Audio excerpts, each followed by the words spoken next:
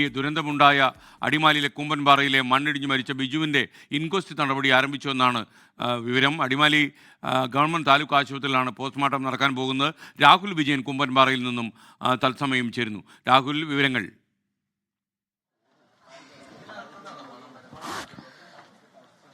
ഇന്ന് പോസ്റ്റ്മോർട്ടം നടപടികൾ ഉണ്ടാകുമോ എന്നുള്ള കാര്യത്തിൽ ഒരു സംശയമുണ്ടായിരുന്നു. പക്ഷേ ഇന്ന് ബിജുവിന്റെ പോസ്റ്റ്മോർട്ടം ഉണ്ടാകും എന്നുള്ളതാണ് പോലീസ് അറിയിച്ചിരിക്കുന്നത്. ഇൻക്വസ്റ്റ് നടപടികൾ തുടങ്ങിയിട്ടുണ്ട്. അതിനുശേഷം 10 മണിയോടുകൂടി പോസ്റ്റ്മോർട്ടം അടിമാലി താലൂക്ക് ആശുപത്രിയിൽ തന്നെ നടത്താൻ വേണ്ടിയാണ് തീരുമാനിച്ചിരിക്കുന്നത് എന്നുള്ളതാണ് ഈ ഘട്ടത്തിൽ മനസ്സിലാക്കാൻ കഴിയുന്നത്. ഈ സംസ്കാര ചടങ്ങുകൾ ഉൾപ്പെടെയുള്ള കാര്യങ്ങളിൽ പിന്നീട് ആയിരിക്കും തീരുമാനമുണ്ടാവുക.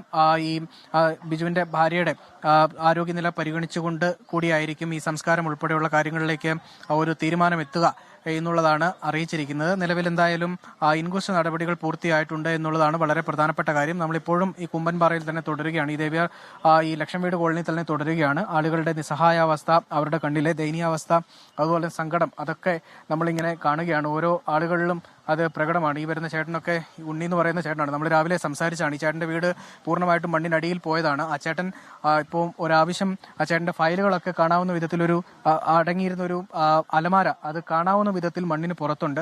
അവിടെ എടുക്കാൻ പോകാൻ ഇപ്പോൾ നിലവിൽ അനുവാദം കിട്ടിയിട്ടില്ല അല്ലേ? ഇല്ല, ആർക്കും അനുവാദം കിട്ടിയിട്ടില്ല. സാധനങ്ങളൊക്കെ എല്ലാം കാണാൻ ഇവിടുന്ന് കാണാതിരിക്കുന്നത്. അലമാരി പുറത്ത് ഇരിപ്പുണ്ട്, അത് മാത്രമേ കാണാവുള്ളൂ. ബാക്കിയുള്ള സാധനമൊന്നും കണ്ടിട്ടും കാര്യമില്ല. എല്ലാവരും പോയി.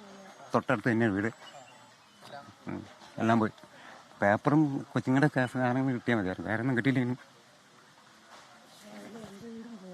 ഈ വീട് ഇത് തൊട്ടടുത്തുള്ളത് എല്ലാം പൂർണ്ണമായിട്ട് പോയ സാർ, എന്ത് ചെയ്യുന്ന അറിയില്ല. അങ്ങനെ തന്നെയാണ്.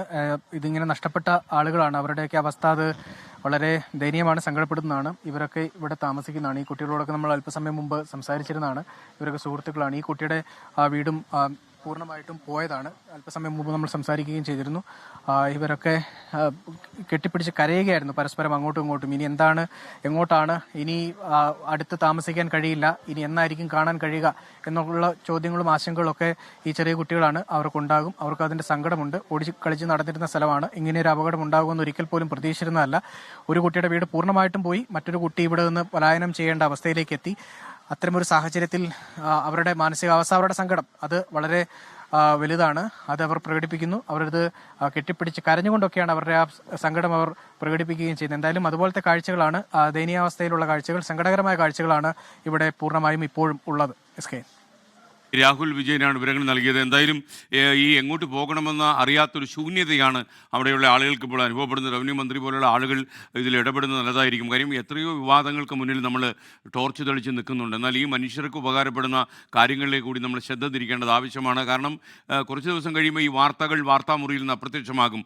അതോടെ ഇവരും മറവിയിലേക്ക് തള്ളപ്പെടും. അതോടെ ഇവരുടെ ജീവിതം ഇരുളിൽ വീഴും. അങ്ങനെ വീഴാൻ നമ്മൾ അനുവദിച്ചുകൂടാ. കാരണം വികസനം എന്ന് പറയുന്ന ഒറ്റ കാര്യം കൊണ്ട് തകർന്നുപോയ ഒരു ജീവിതമാണ് ഇവരുടേത്.